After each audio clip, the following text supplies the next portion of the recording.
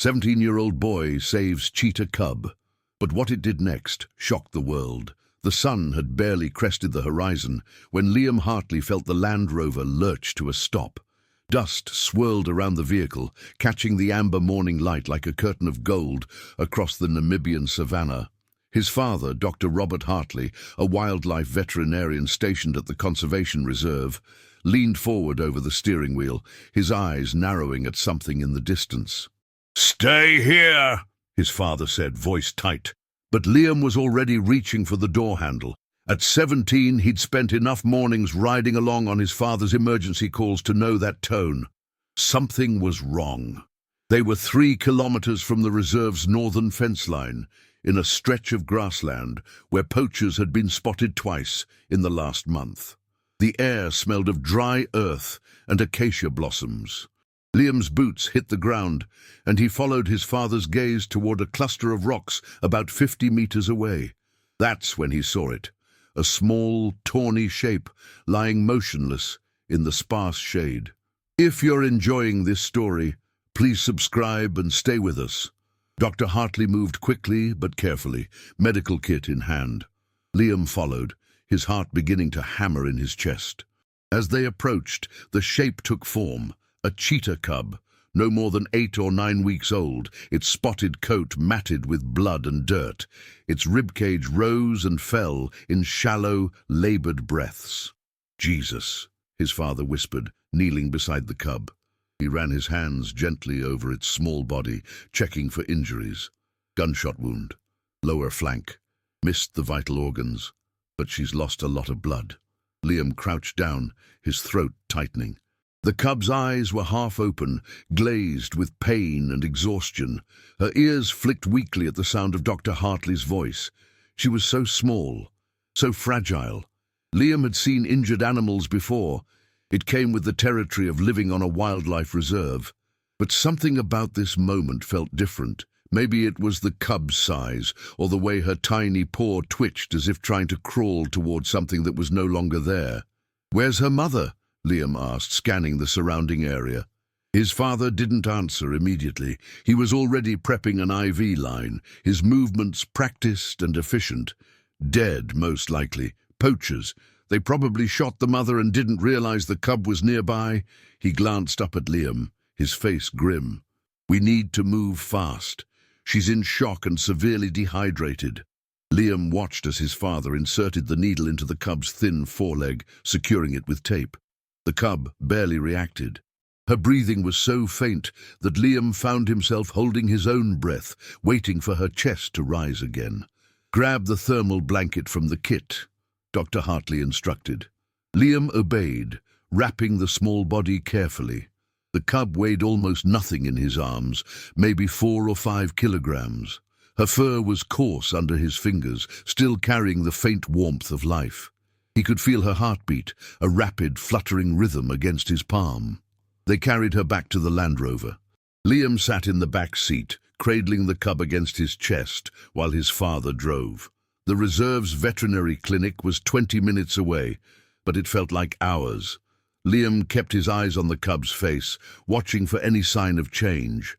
Her eyes had closed completely now, and for a terrifying moment he thought she'd stopped breathing. "Dad!" "Keep her warm. Talk to her. Let her know she's not alone." Liam swallowed hard. He wasn't sure what to say. He'd never been good with words, not the way his father was, but he tried. "Hey," he murmured, his voice barely above a whisper. "Hey, little one, you're going to be okay. We've got you." The cub's ear twitched. It was the smallest movement, but it sent a jolt of hope through Liam's chest.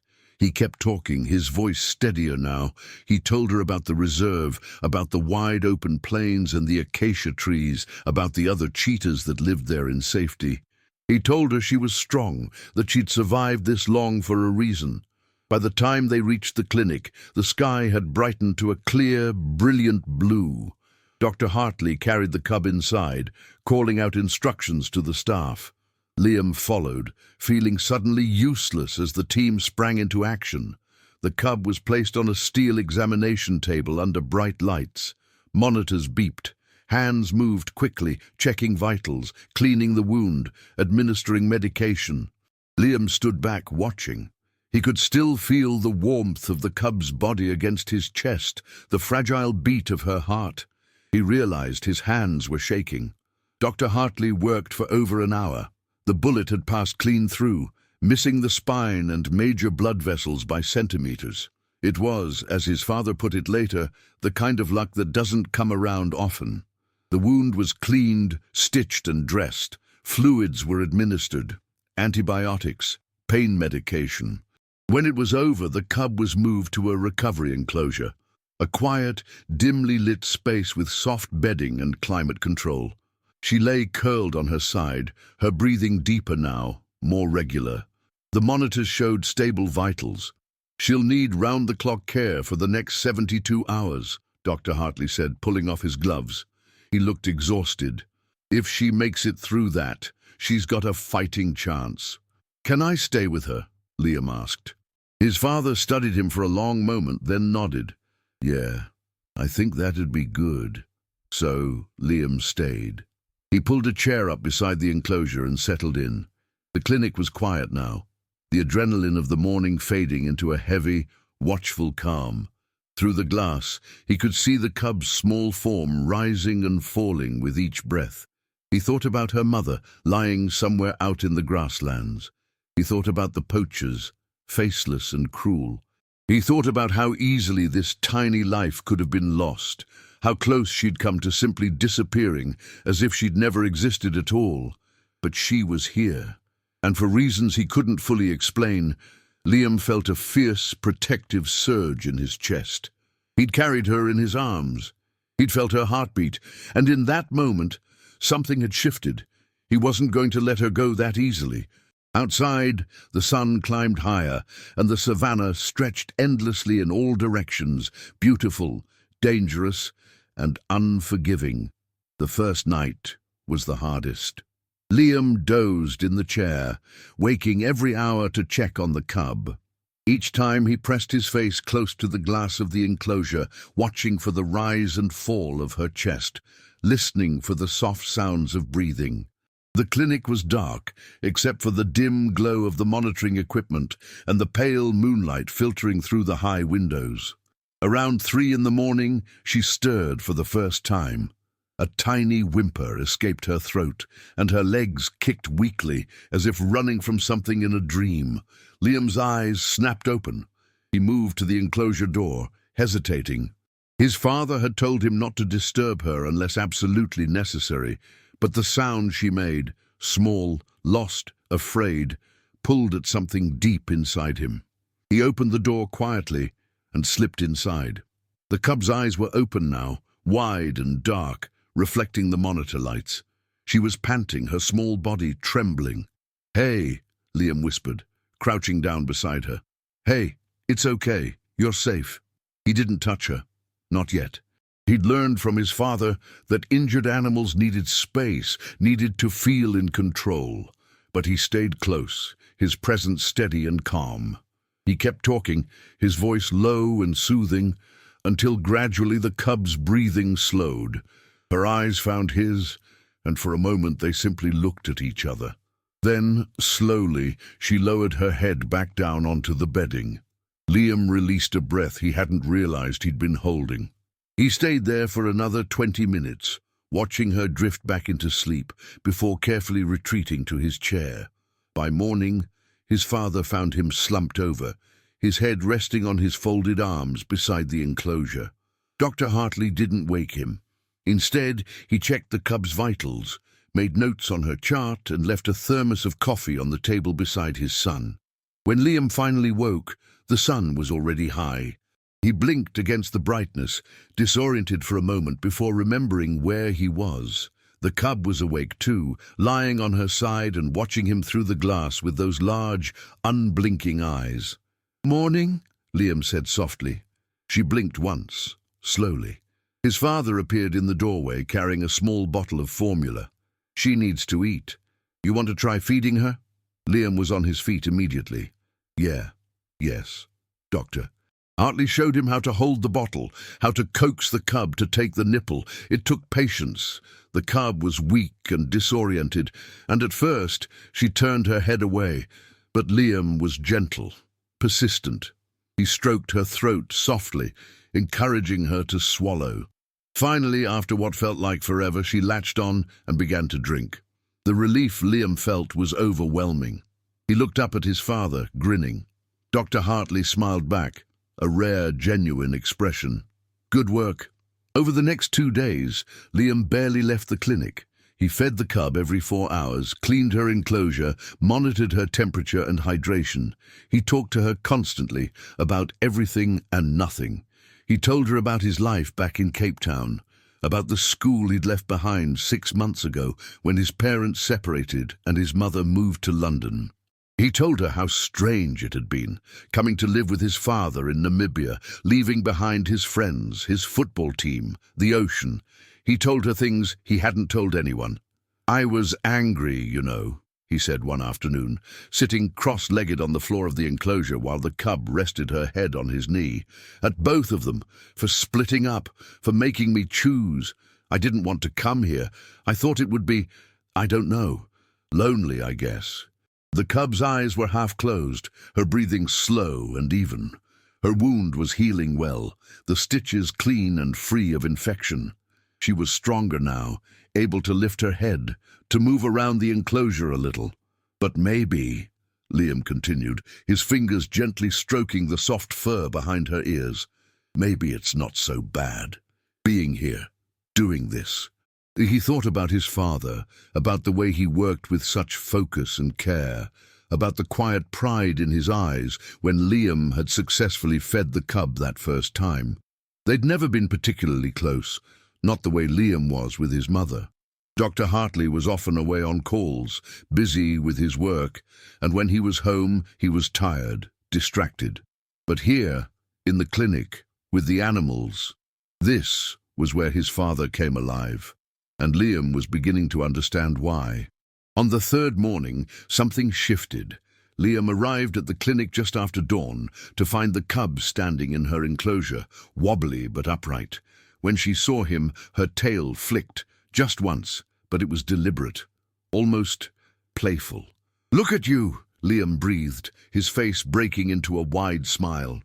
Dr. Hartley came to check on her progress and declared her out of immediate danger. "She's a fighter," he said, making notes on his tablet, "but she's not out of the woods yet. We need to keep her here for at least another week, make sure the wound heals completely, and she regains her strength." "And then what?" Liam asked. His father's expression grew serious. "Then we face the hard question. Normally we'd try to reintroduce her to the wild, but without her mother, without a family group, it's complicated. Cheetahs are social animals when they're young. She needs to learn how to hunt, how to survive. We might need to consider placing her in a sanctuary. Or," Liam pressed, "or we try something riskier. There's a female cheetah here at the reserve, Asani. She lost her own cubs to a lion attack 2 months ago. She's been struggling, depressed, lethargic. Sometimes, in rare cases, a female who's lost her young will accept an orphaned cub. It's not common, but it happens." Liam looked at the cub, who was now sniffing curiously at the bottle of formula he'd brought. "You think it could work? I think it's worth trying, but not yet. She needs to be stronger first." Over the following days, Liam watched the cub transform. Her appetite returned with a vengeance. She began to explore her enclosure, batting at the hanging toys the staff had added, pouncing on the soft bedding. Her eyes grew brighter, more alert. She started to vocalize, small chirps and trills that made Liam's heart swell, and she began to follow him. Whenever he entered the enclosure, she would trot over to him, rubbing her face against his legs, purring in that strange, bird-like way that cheetahs do. When he sat down, she would climb into his lap, curling up against his chest, just as she had that first day in the Land Rover. "She's bonded to you," one of the clinic staff, a woman named Thandiwe, observed one afternoon. "Imprinted, really. You're the first thing she remembers after the trauma. In her mind, you're her safety. Liam stroked the cub's head, feeling the rumble of her purr against his palm. "Is that a bad thing?" Thandiwe tilted her head thoughtfully.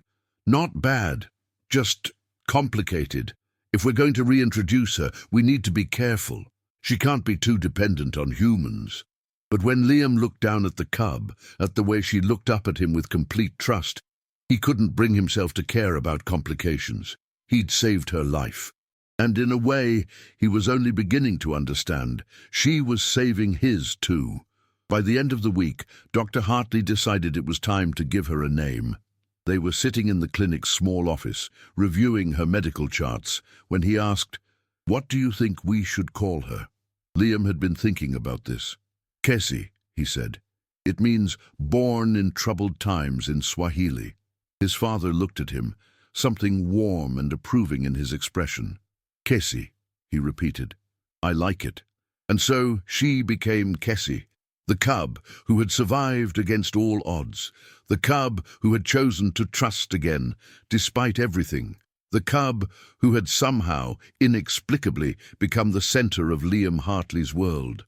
Outside, the savannah stretched endlessly under the African sun, and somewhere out there, Asani waited, grieving, alone, unaware that everything was about to change. 2 weeks after finding Kesi, Liam stood outside Asani's enclosure for the first time. The adult cheetah was magnificent. She lay in the shade of a constructed rock formation, her lean body stretched out in the afternoon heat, her coat gleaming with the distinctive black spots that looked like they'd been painted by careful hands. But there was something wrong in the way she held herself, a lethargy, a heaviness that went beyond the typical midday rest of a big cat. "She hasn't eaten properly in 3 days, Dr. Hartley said quietly, standing beside Liam. "We've tried everything. Live prey, different meats, enrichment activities. She's just given up." Liam watched as Asani's amber eyes tracked a bird flying overhead, but without real interest, without hunger. "How long can she go on like this?" "Not much longer." His father's voice was heavy. "If she doesn't start eating soon, her organs will begin to shut down. We might have to make a difficult decision." The words hung in the air between them, unspoken but understood. Euthanasia, the kindest end to suffering. "So we try," Liam said firmly. "We try with Kesi." Dr. Hartley nodded slowly. "We try. But Liam, you need to understand. This could go very wrong. Asani is grieving, yes, but she's still a predator. She could reject Kesi, or worse, she could attack her. We'll be monitoring closely and we'll intervene if necessary, but there's real danger here." "I understand." But understanding and accepting were two different things. That night, Liam lay awake in his small room at the staff quarters, staring at the ceiling fan rotating slowly above him. In the distance, he could hear the sounds of the savannah, the bark of a jackal, the low rumble of something larger moving through the darkness. And in his mind, he kept seeing two images: Kesi, small and trusting, chirping happily when he entered her enclosure, and Asani, empty-eyed and broken, waiting to die. The plan was set for the following morning. Dr. Hartley had consulted with 2 other wildlife behaviorists, and they'd designed a careful protocol. First, they would allow Asani to smell Kesi's bedding, to become familiar with her scent. Then, they would place Kesi in a protected mesh crate inside Asani's enclosure, allowing visual contact without direct interaction. If that went well, if Asani showed interest rather than aggression, they would consider a supervised introduction. "It could take days," Thandiwe explained as she helped prepare, "or it could happen quickly. Every animal is different, but the key is patience." Liam had become good at patience over the past 2 weeks. The morning arrived clear and hot. Liam fed Kesi her breakfast, trying to keep his movements calm and normal, despite the anxiety coiling in his stomach. The cub had grown stronger, more confident. She now weighed nearly 7 kilograms, and her wound had healed to a thin pink line beneath her fur. She played with Liam's shoelaces, pounced on his shadow, and chirped indignantly when he tried to leave the enclosure. "Sorry, girl," he murmured, scooping her up. "Big day today?" They started with the bedding exchange. Liam carried Casey's blanket to Asani's enclosure, while his father carried one of Asani's resting pads to Casey. The moment they placed Asani's bedding in Casey's space, the cub went rigid. Her ears flattened. She approached slowly, sniffing cautiously, then suddenly backed away, hissing. "She knows it's another cheetah," Dr. Hartley observed. "That's good. Her instincts are intact." At Asani's enclosure, the reaction was different. The adult cheetah had been lying in her usual spot, listless, when Dr. Hartley draped Casey's blanket over a nearby log. For a long moment, nothing happened. Then slowly, Asani's head lifted, her nostrils flared. She stood, the first time Liam had seen her stand in the hour he'd been watching, and approached the blanket. She sniffed it once, twice. Her whole body went still. Then she did something that made Liam's throat tighten. She lowered her head and gently, so gently, rubbed her face against the fabric. A sound emerged from her chest, a churring, chirping call, the same sound a mother cheetah uses to call her cubs. "My God," Thandiwe whispered beside him. "She recognizes it. She thinks her cubs are here," Dr. Hartley finished quietly. Asani began to pace, still making that plaintive calling sound. She moved to the enclosure fence, looking out toward the clinic building where Casey was. She paced back to the blanket, sniffed it again, then returned to the fence. Her agitation was clear, but it wasn't aggression. It was something else entirely. It was hope. "We move to phase 2, Doctor," Hartley decided. "Now." They worked quickly. The mesh crate was prepared, large enough for Casey to move comfortably, but secure, with bars too narrow for Asani to reach through. Liam carried Casey to the transport vehicle, and she snuggled against his chest, unaware of what was coming. "You've got this," Liam whispered to her. "You're so brave. You've already survived so much." The drive to Asani's enclosure took less than 5 minutes, but it felt eternal. When they arrived, Asani was still at the fence, still calling. The moment she saw the vehicle, her calls intensified. Dr. Hartley and 2 staff members carried the crate into the enclosure through the secure entry gate. Liam wasn't allowed inside. Protocol demanded minimal human presence. But he stood at the fence, his fingers gripping the metal links, his heart hammering. They placed the crate in the center of the enclosure and quickly retreated. Asani approached immediately. She moved low, her body tense, ears forward. She circled the crate once, twice, her amber eyes locked on the small, spotted form inside. Casey, for her part, had gone completely still. She crouched in the corner of the crate, making herself as small as possible, her eyes wide. Asani stopped in front of the crate. The 2 cheetahs stared at each other. Then Asani made that sound again, the maternal chirp. And she lay down, right there in front of the crate, her body relaxed, her posture open. Casey's ears twitched. "Come on," Liam breathed. "Come on, baby girl." Minutes passed. The sun beat down. Asani remained in place, occasionally chirping, occasionally reaching out with one massive paw to gently touch the crate, not aggressive but curious, investigative. And then, slowly, Casey began to move. She crept forward, still low, still cautious. She approached the front of the crate until she was inches from the mesh. Asani's face was right there on the other side. Casey chirped, a small, questioning sound. Asani chirped back, and then something extraordinary happened. Casey pressed her small face against the mesh, and Asani pressed her larger face against the other side. They stayed like that, separated by only the thin barrier, breathing the same air. Asani began to groom the mesh, her tongue rasping against the metal where Casey's fur was pressed through. The gesture was unmistakable. It was what a mother does with her cubs. Liam felt tears burning in his eyes. Beside him, Thandiwe was openly crying. "It's working," Dr. Hartley said, his voice thick with emotion. "It's actually working." They left the crate in place for 3 hours, monitoring constantly. Asani never left Casey's side. She lay by the crate, occasionally grooming through the mesh, occasionally calling softly. And Kessie, who had been so frightened at first, began to relax. She called back. She pressed closer. And she even tried to play, batting at Asani's paw through the bars. When they finally removed the crate, lifting Kessie out and taking her back to the clinic for the night, Asani's distress was immediate and heartbreaking. She followed the staff to the gate, crying out, her whole body tense with anxiety. "We bring her back tomorrow," Dr. Hartley said. "Longer this time. We build the bond slowly." That night, Liam sat with Kessie in her enclosure. She was more restless than usual, pacing, calling softly. The same sound Asani had made. "You miss her already, don't you?" Liam said softly. He understood in that moment that he was going to lose her. Not to death, not to danger, but to something better. To the life she was meant to have, to a mother who could teach her to be wild, to be free, to be everything a cheetah should be. And it would hurt. God, it would hurt. But it was right.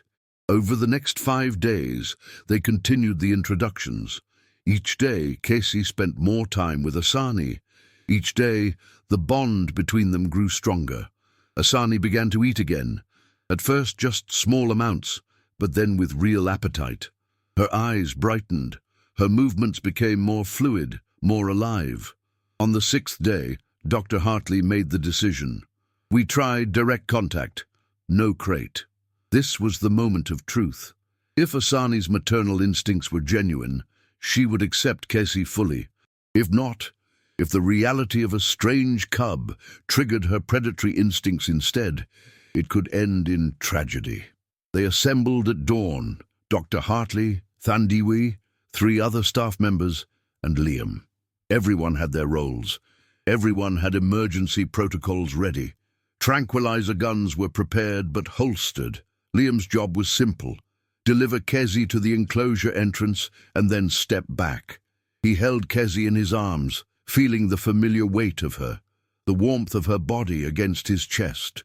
She purred, content, unaware. "Hey, Kessie," he whispered. "Remember when I found you, when you were so small and hurt? Look at you now. Look how strong you are." His voice cracked. "I'm so proud of you." He carried her to the gate. Dr. Hartley opened it, and Liam stepped just inside. Asani was at the far end of the enclosure, watching, waiting. Liam knelt down and gently set Kessie on the ground. For a moment the cub looked back at him, confused. "Go on," Liam said softly. "She's waiting for you." Kessie chirped once, uncertain. Then she turned and looked across the enclosure at Asani, and Asani called to her. That maternal sound, warm and welcoming. Kessie took one tentative step forward, then another, and then she was running, her small legs pumping, her tail streaming behind her like a banner. Asani came to meet her halfway. They collided gently, and Asani immediately began grooming Kessie, licking her face, her ears, her whole small body. Kessie chirped loudly, ecstatically, rubbing against Asani's legs, her whole body vibrating with happiness. And Asani lowered herself to the ground and rolled onto her side, exposing her belly, the ultimate gesture of trust and acceptance. Kessie immediately tumbled into the space between her front legs, snuggling close, and Asani curled around her, tucking the cub against her chest. Liam backed out of the enclosure, his vision blurred. "We did it," Thandiwe said beside him, her hand on his shoulder.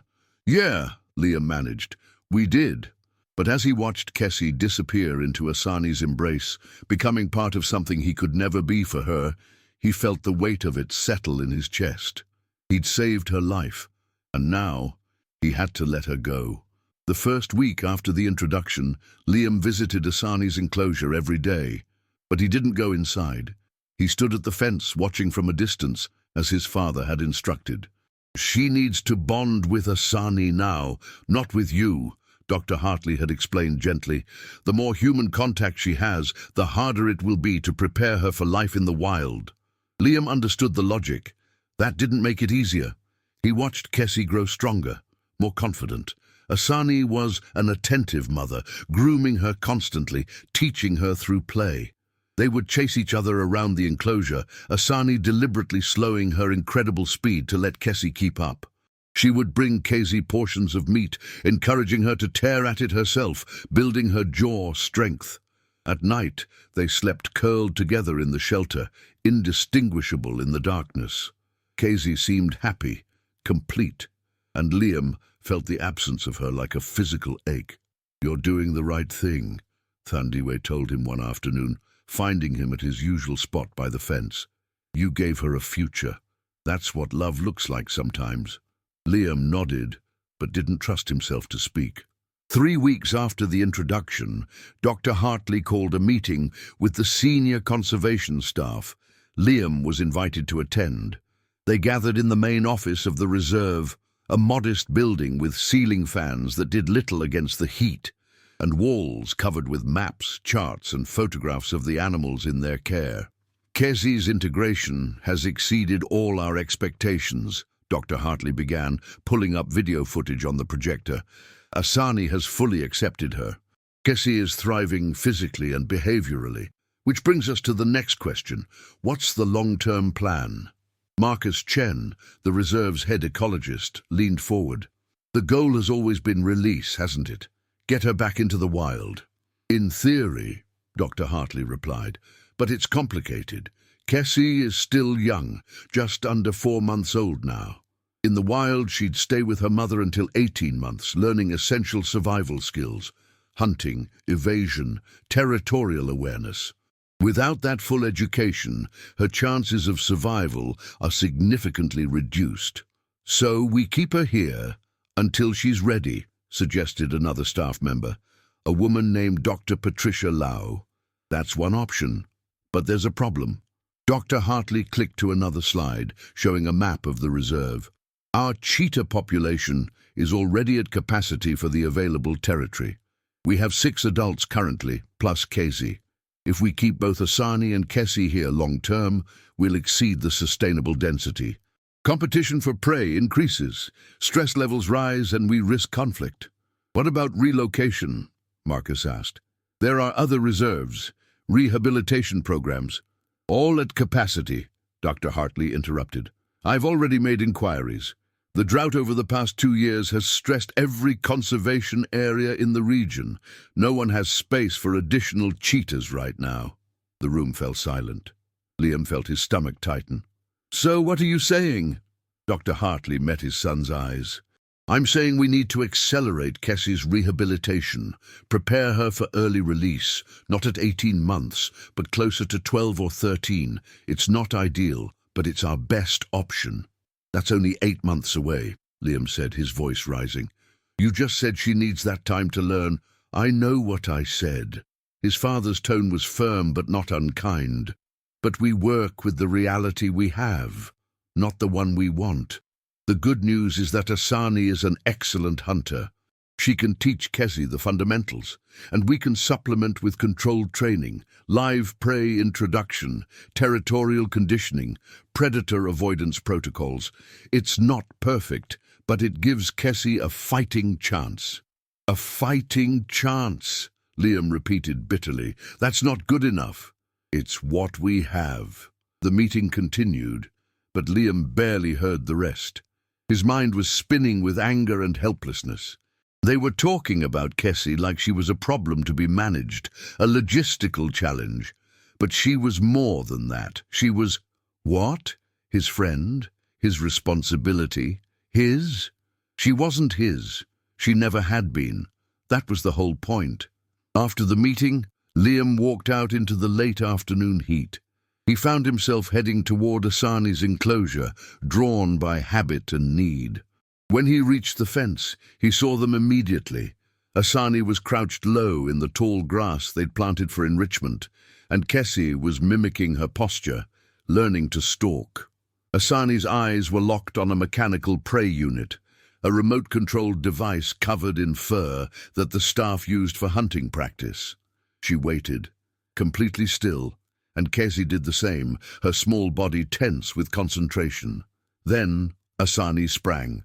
Her acceleration was breathtaking, 0 to 100 kilometers per hour in seconds. The prey unit darted away, and Asani gave chase, veering and turning with impossible precision.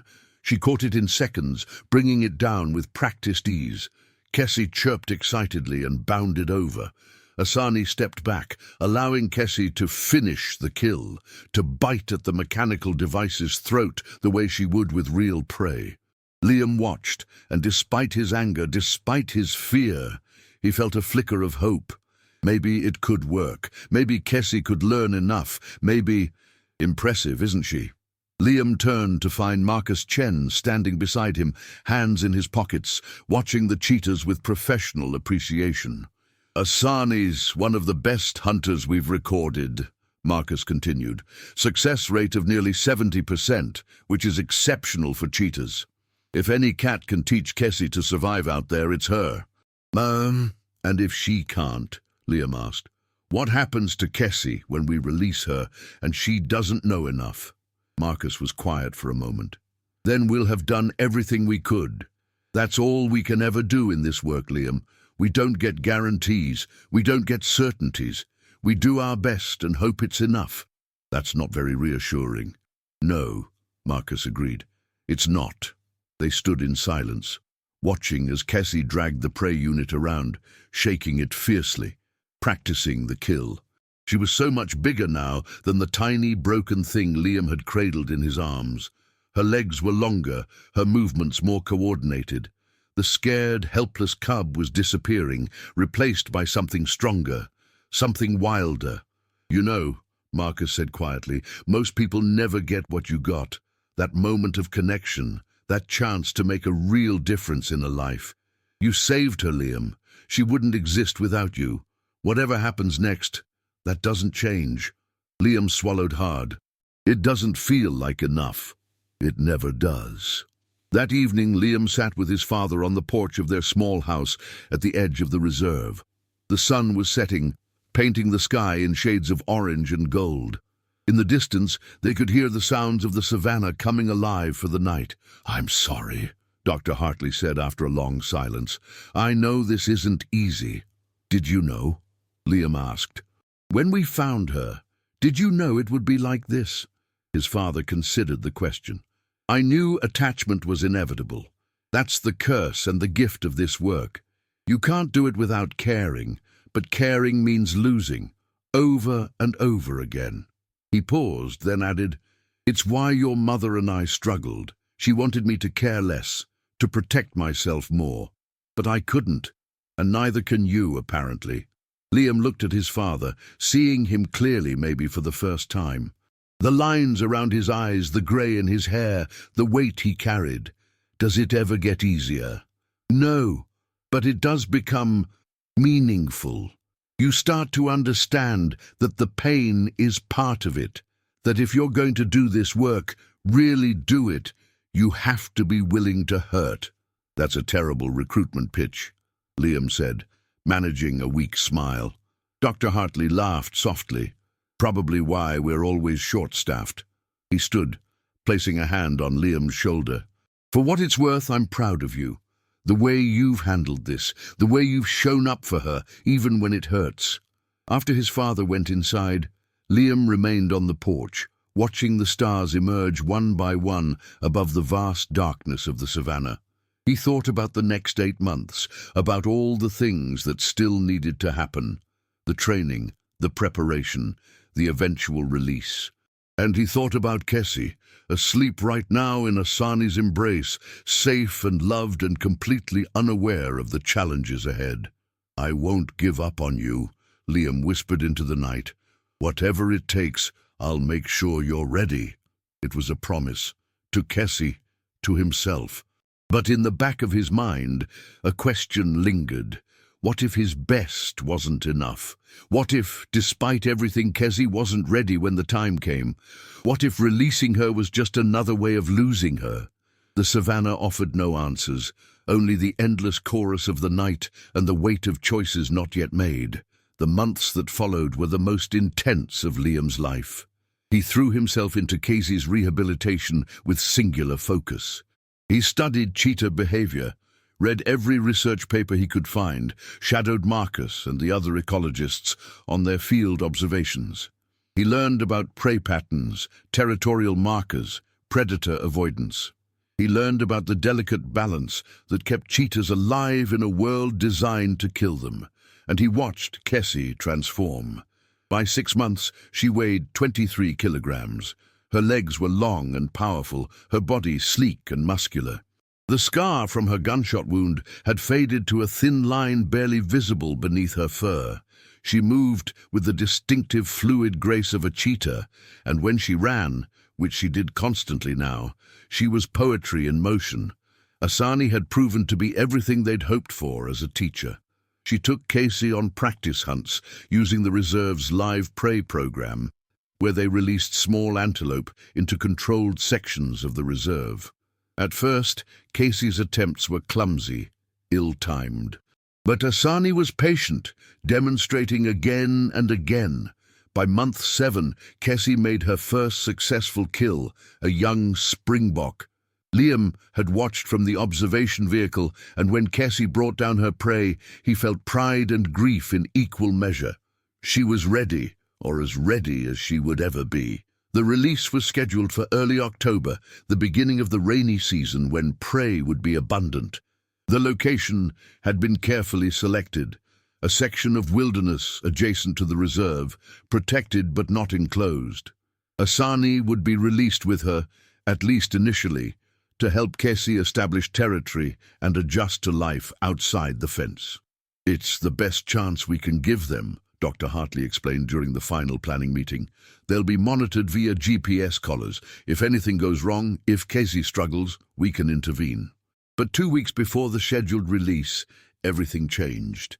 It started with reports of a male lion coalition moving into the release area. 3 young males, recently ejected from their pride, searching for territory. Lions were cheetah's primary predators, especially of young or inexperienced cats. The presence of the coalition made the release location untenable. "We find another site," Dr. Hartley said, spreading maps across the conference table. But every alternative had problems. Established cheetah territories, poacher activity, insufficient prey density, human settlements too close. "What if we wait?" Liam suggested desperately. "A few more months, until the lions move on?" "We can't," Marcus interrupted, his face grim. "We've already pushed the population density too far. Asani and Cassie need to be released now, or we risk destabilizing the entire reserve ecosystem." The debate continued for hours, voices rising, tensions mounting. In the end, they settled on a compromise, a location 40 kilometers north, borderline adequate, but the best option available. "It's riskier," Dr. Hartley admitted to Liam that night. "Less prey, more competition. But it's what we have." Liam barely slept. He kept thinking about Cassie, about all the ways this could go wrong. The night before the release, he did something he'd been avoiding for months. He went to Asani's enclosure after dark, when the staff had gone home. The gate was locked, but Liam knew where the spare key was kept. He shouldn't have been there, it violated protocol. But he needed to see her one more time. He slipped inside quietly. In the darkness, he could make out 2 shapes resting beneath the shelter, Asani and Cassie, curled together. As he approached, Asani's head lifted immediately, her eyes reflecting the moonlight.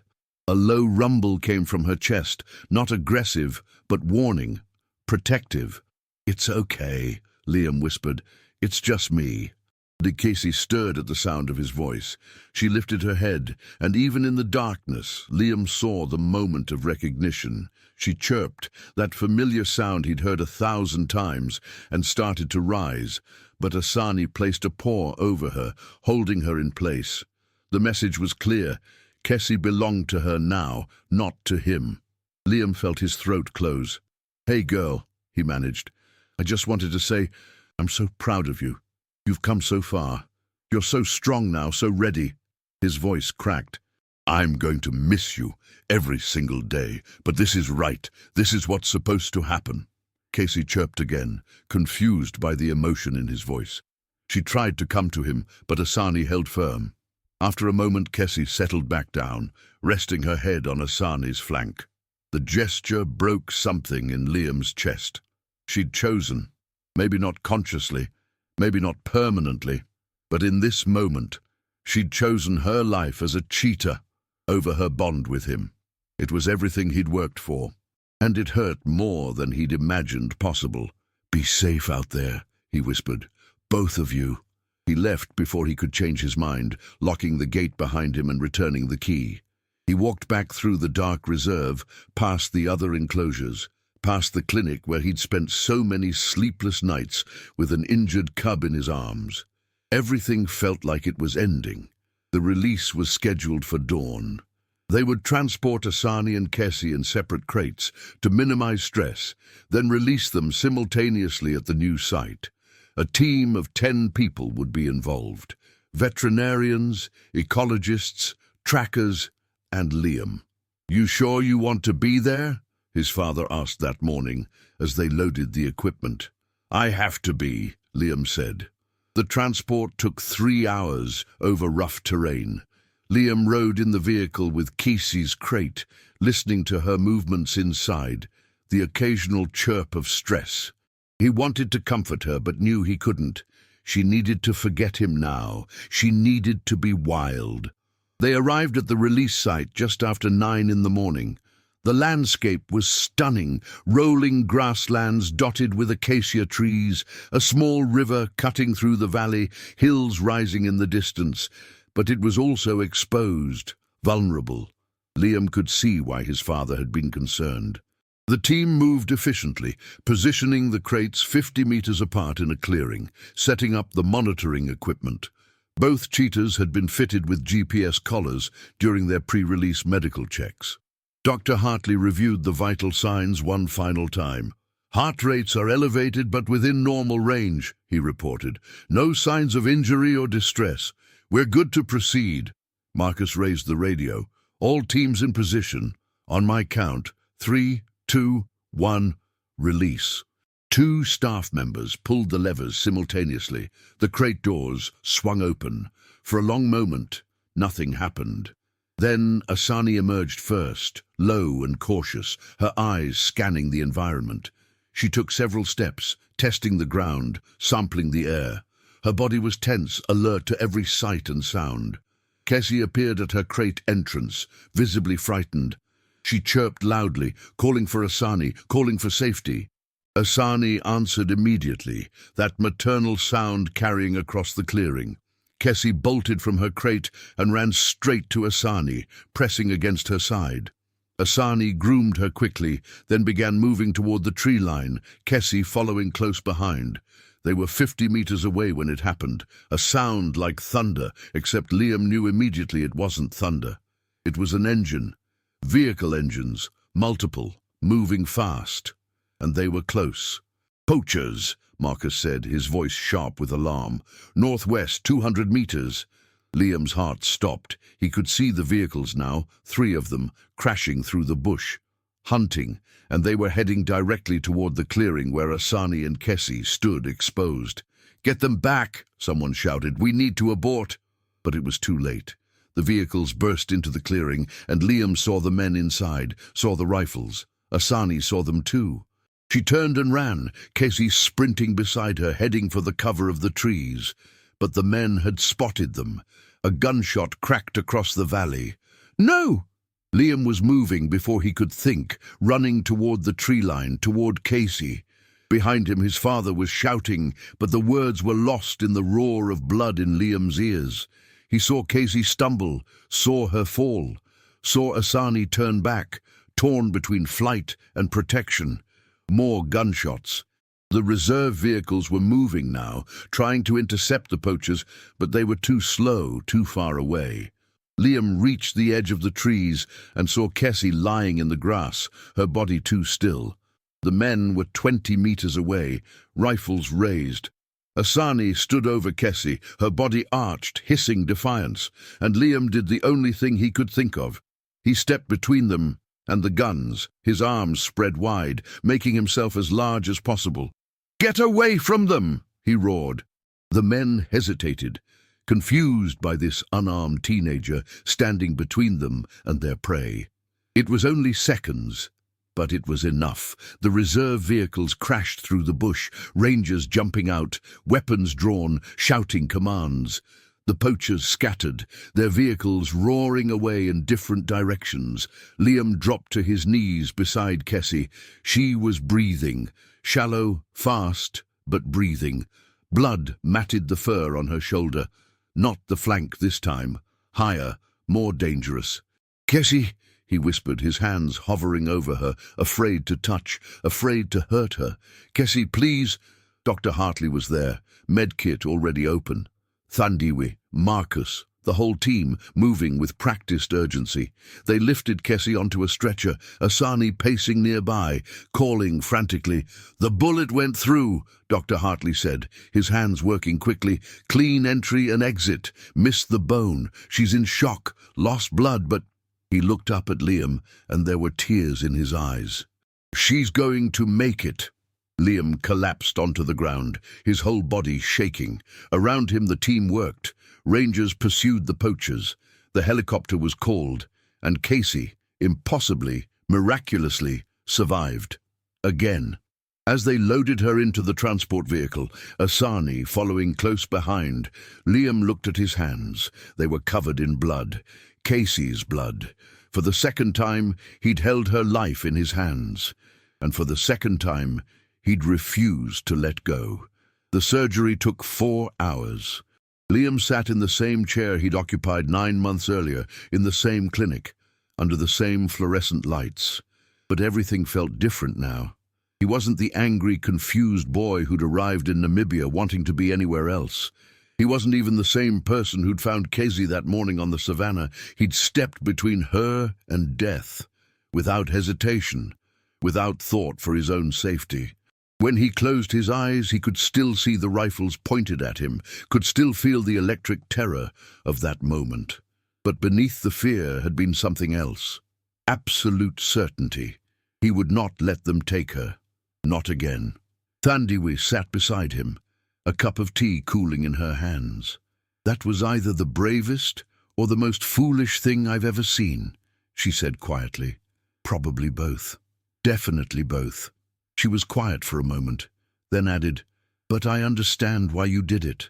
The surgical doors finally opened, and Dr. Hartley emerged, still in his scrubs. His face was drawn with exhaustion, but he was smiling. "She's stable. The bullet caused tissue damage and she lost a significant amount of blood. But we've repaired everything. No major vessels were hit, no organ damage. She's incredibly lucky." Liam felt something release in his chest. "Can I see her?" "Not yet. She needs to rest." "But soon." Dr. Hartley sat down heavily beside his son. "The rangers caught 2 of the poachers. The 3rd got away, but they have his vehicle registration. Police are involved now." "Good, Liam." His father's voice was serious now. "What you did out there, stepping between the guns and the cheetahs, that was—" "Stupid," Liam finished. "I know. I was going to say terrifying to watch." Dr. Hartley's hand gripped Liam's shoulder. "You could have been killed. If those men had decided to shoot, if the rangers had been 30 seconds slower—" He didn't finish the sentence. He didn't need to. "I couldn't just stand there," Liam said simply. "Not again.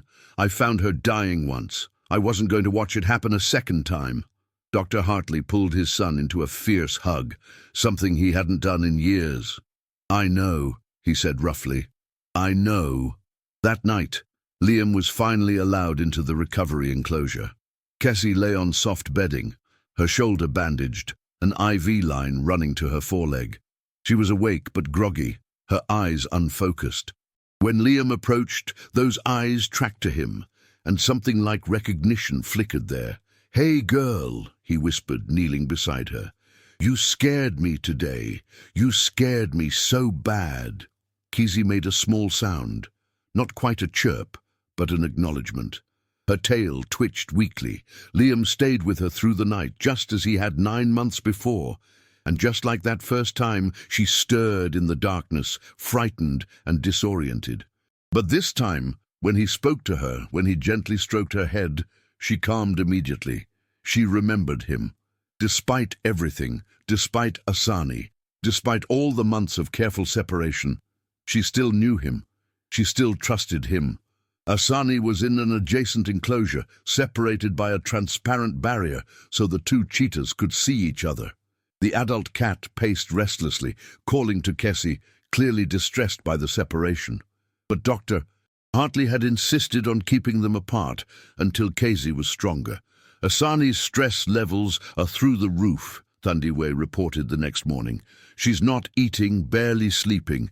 She keeps trying to break through the barrier. How long before we can reunite them? Liam asked. At least a week, maybe 2. Kessie needs time to heal without the physical demands of interacting with Asani. But Asani had other ideas.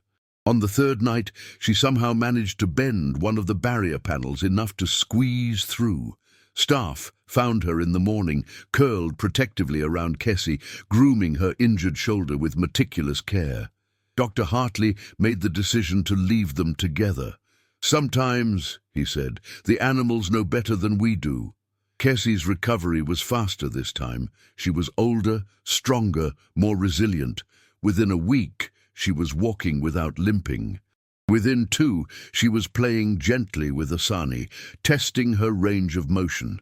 By week 3, the stitches came out, revealing another scar, a twin to the first, on the opposite side of her body. She's a survivor, Marcus said, examining the healed wound. Twice shot, twice saved. That's extraordinary. It was also a problem. The failed release had sparked a crisis within the conservation community. The poachers who'd been caught revealed they'd been tipped off about the cheetah release by someone, possibly a staff member at the reserve, possibly someone in the local community who opposed the conservation efforts.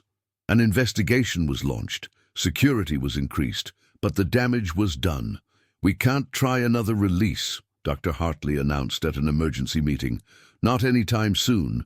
The risk is too high, and frankly, we don't know who we can trust anymore. So what do we do with them, someone asked. We still have the same population density problem. The room fell silent. Liam felt his pulse quicken. You're not suggesting... No one's suggesting euthanasia, Dr. Hartley said quickly. But we need alternatives, long-term alternatives. Over the next several days, options were explored. Another reserve, farther north, offered to take Asani, but not Kessie. They had space for 1, not 2. A sanctuary in South Africa would take Kessie, but wanted her separated from Asani for quarantine and integration purposes. Neither option was ideal. They've been through too much, Liam argued. You can't separate them now. Kessie needs Asani, and I think Asani needs Kessie just as much. I agree, Dr. Hartley said, but I don't have a better solution. The answer came from an unexpected source. A wildlife filmmaker from the UK, David Morrison, had been following Kessie's story through the conservation networks. He reached out with a proposal. He wanted to document Kessie's journey for a feature-length documentary, and he had connections to a newly established reserve in Botswana, larger, better funded, with state-of-the-art anti-poaching measures that would take both Asani and Kessie. There's one condition, David explained over video call. They want educational value. They want to use Kessie's story, both rescues, the rehabilitation, everything, to raise awareness about cheetah conservation. She'd be in a semi-wild environment, monitored but free-roaming within a protected area. So not truly wild, Marcus said. No, but as close as we can get while ensuring her safety, and she'd be with Asani. They'd have space, prey, everything they need. Dr. Hartley looked at Liam. What do you think? Liam considered it. It wasn't the ending he'd imagined when they first released Kessie. It wasn't complete freedom, wasn't the wild as it existed before fences and reserves and human intervention. But it was life. It was safety. It was a future where Kessie could run and hunt and be a cheetah without the constant threat of poachers or predators or starvation. I think, Liam said slowly, that it's better than any other option we have. I think it's what she deserves. The arrangement was finalized within 2 weeks. Transport was scheduled for mid-November. David Morrison arrived with a small film crew to document the final days at the reserve. He was a quiet man in his 50s, with kind eyes and a genuine passion for conservation that immediately put Liam at ease. "I've filmed wildlife for 20 years, David told Liam as they watched Kessie and Asani through the enclosure fence. "But I've never encountered a story like this. The odds of her surviving even the first shooting were minimal. Surviving the second, finding Asani, and you stepping between her and those rifles." He shook his head. "People need to hear this story. They need to understand what's at stake and what's possible when humans choose to care." "I didn't do it for a story," Liam said quietly. "I know. That's what makes it worth telling." The film crew captured everything: feeding times, training sessions, the bond between Asani and Kessie, interviews with the staff. They filmed Liam too, though he felt awkward and self-conscious in front of the camera. David asked him to explain, in his own words, what Kessie meant to him. Liam struggled to find the answer. "She changed me," he finally said. "When I came here, I was angry about everything. My parents' divorce, leaving Cape Town, being forced into this life I didn't choose. But then I found her, this tiny broken thing that shouldn't have survived. And taking care of her, fighting for her, it gave me something I didn't even know I needed. Purpose, I guess. Connection." He paused, looking toward the enclosure where Kessie was playing with the enrichment toy, her body healthy and whole and alive. "She taught me that sometimes the most important thing you can do is just show up. Be there when someone needs you, even when it's hard, even when it hurts. Especially then." David smiled behind the camera. "I think that's the real story. Not just about saving a cheetah, but about what happens when we let ourselves be changed by the things we love." On Liam's last evening at the reserve before the transport, his father found him sitting on their porch, watching the sun set over the savannah. "You know," Dr. Hartley said, settling into the chair beside him, "when you first arrived here, I wasn't sure how it would go. You were so angry, so closed off. I was a nightmare," Liam admitted. "You were a kid, dealing with impossible choices." His father was quiet for a moment, then continued, "But I watched you transform.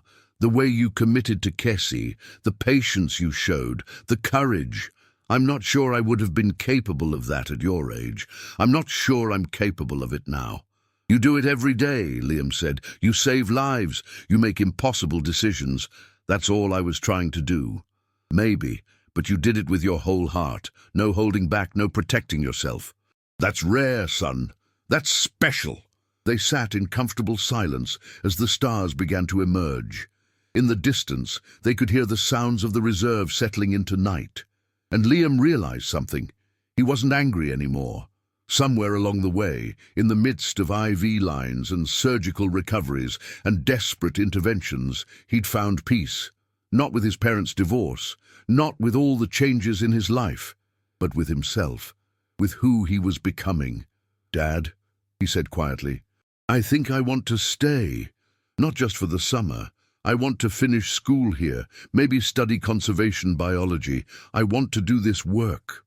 Dr. Hartley's smile was radiant. "I was hoping you'd say that."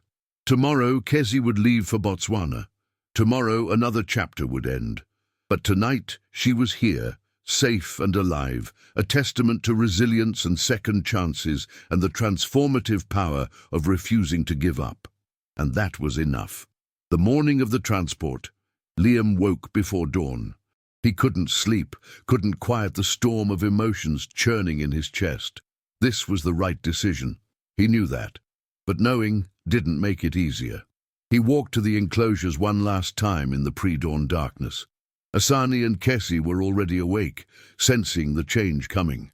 They paced together, their bodies moving in synchronized rhythm, mother and daughter in everything but blood.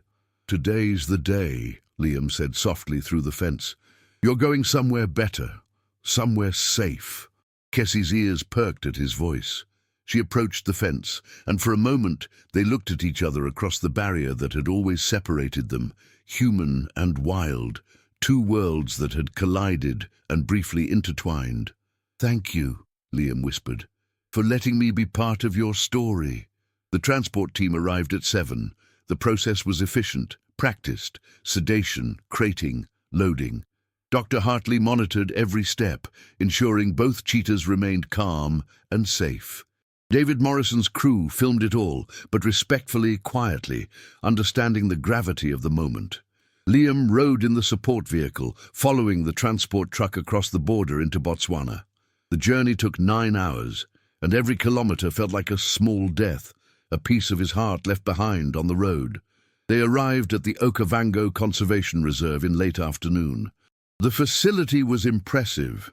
Sprawling acreage of protected wilderness, high-tech monitoring systems, armed anti-poaching units, and a dedicated veterinary centre that rivaled anything Liam had seen. The director, a woman named Dr. Kafilwe Modiz, greeted them personally. "We've been preparing for them," she said, her accent carrying the musical lilt of Setswana. "The territory is ready. 20 square kilometers of prime habitat, abundant prey, water sources, shelter. They'll be monitored 24 hours a day, but they'll barely notice the cameras, and our security is the best in southern Africa. What happened before won't happen here." The release enclosure was unlike anything at Liam's reserve. It was enormous, natural, barely distinguishable from true wilderness. When they opened the transport crates, Asani emerged first, as she always did. She took several cautious steps, testing this new ground, sampling the air thick with unfamiliar scents. Then Casey appeared beside her. The young cheetah was nearly full-grown now, her body sleek and powerful, her movements confident. The scared, injured cub had vanished completely, replaced by this, a predator, beautiful and capable and alive. She stayed close to Asani as they explored, but there was curiosity in her movements now, not fear. They moved together toward a grove of acacia trees in the distance, and Liam watched them go, his throat tight. When they disappeared into the dappled shadows, he felt the finality of it settle over him like a blanket. "Come," Dr. Modise said gently. "Let me show you the monitoring station." The command center was state-of-the-art, with screens showing feeds from dozens of cameras throughout the reserve. Liam could see Asani and Kisi on 3 different monitors as they explored their new territory. GPS data scrolled across another screen, tracking their movements in real time. "We'll send you weekly updates," Dr. Modise promised. "Photos, videos, health reports. You'll always know how they're doing." It helped, but not as much as Liam hoped. That evening, before flying back to Namibia, Liam stood at the observation deck overlooking the reserve. The sun was setting, painting the Okavango landscape in golds and purples. Somewhere out there, Kessie was beginning her new life. David Morrison joined him, camera off for once, just a man watching the same sunset. "You gave her everything," David said quietly. 2 chances at life, a mother, safety, a future. Not many animals get even one of those things. "I know." Liam's voice was rough. "I know it's enough. I just wish that you could protect her forever." "Yeah, that's not love, though. Love is doing what's best for them, even when it tears you apart. You know that. You've already proven it." Liam nodded, unable to speak. "The documentary will be finished in about 6 months," David continued. "I'd like you to be there for the premiere if you're willing. London, probably. Big conservation film festival. Me? You're as much a part of this story as Kessie is. Maybe more." David smiled. "Think about it." 6 months later, Liam stood in a theatre in London, wearing a suit that felt strange and uncomfortable, surrounded by hundreds of people he didn't know. His mother was beside him. She'd flown in from her new home in Edinburgh, and seeing her again had been both wonderful and awkward. Dr. Hartley sat on his other side, and the pride in his father's eyes was almost overwhelming. The lights dimmed. The documentary began. The 17-year-old boy saves cheetah cub, but what it did next shocked the world, appeared on the screen in bold letters. For the next 90 minutes, Liam watched his life unfold in cinematic detail. the rescue, the desperate first nights, the introduction to Asani, the training, the growth, the bond, the failed release and the shooting. His own moment of courage, stepping between the guns and Casey, captured on film by a crew member who'd kept recording even in the chaos. But the documentary didn't end there. David had continued filming for months after Liam left. The screen showed Casey in Botswana, thriving, her first successful hunt in the new reserve, bringing down an impala with technique Asani had taught her. Footage of her playing, running, living, growing into the magnificent predator she was always meant to be. And then came the moment that made the entire theatre gasp. The camera showed Casey at 11 months old, fully grown now, resting beneath an acacia tree. A male cheetah approached cautiously, a young male from another part of the reserve. Casey stood, alert, but not aggressive. They circled each other, communicating in the complex language of cheetahs. And then, instead of fighting or fleeing, they touched noses, a bond forming, a future taking shape. The documentary ended with footage taken just 2 weeks earlier. Casey, now 15 months old, standing on a rocky outcrop at sunset, surveying her territory. Strong, independent, free, the scars on her body barely visible. The trauma of her early months transformed into survival, into strength, into a story of impossible resilience. David's voice narrated the final words. Casey's journey reminds us that conservation isn't just about saving species. It's about saving individuals. Each life precious, each loss catastrophic, each survival a victory. It's about humans who choose to care, even when the outcome is uncertain. And it's about never giving up, not on the animals and not on each other. The screen faded to black. The theatre erupted in applause. Liam couldn't see through his tears. The documentary was nominated for awards. It played at festivals around the world. It was purchased by streaming platforms and viewed by millions. Casey's story became known globally, and donations poured into cheetah conservation programs across Africa. But for Liam, the real impact was simpler and more personal. He finished his final year of school in Namibia with honors. He was accepted to university to study wildlife conservation and veterinary science. He spent his gap year working at the reserve, assisting his father, learning everything he could. And every week, without fail, he received updates from Botswana. Photos of Casey, videos of her hunting, playing, living. She was thriving in ways Liam had hardly dared to hope for. On the first anniversary of finding Casey, Liam returned to the spot where it had all begun. That cluster of rocks 3 kilometers from the northern fence line. The acacia trees were in bloom, filling the air with their sweet scent. The grass was green from recent rains. He stood there for a long time, remembering that morning. The tiny, broken cub, the desperate race to save her. The moment he'd held her heart beating against his palm and promised her a future. He thought about everything that had followed, the pain and the hope, the setbacks and the triumphs. He thought about how one choice, one moment of compassion, had changed everything. Not just for Casey, but for him, for Asani, for everyone who'd been touched by her story. His phone buzzed. A message from Dr. Modise, with a video attachment. Liam opened it, and his breath caught. The video showed Casey racing across the Okavango Plains in full sprint, 80, 90, 100 kilometers per hour.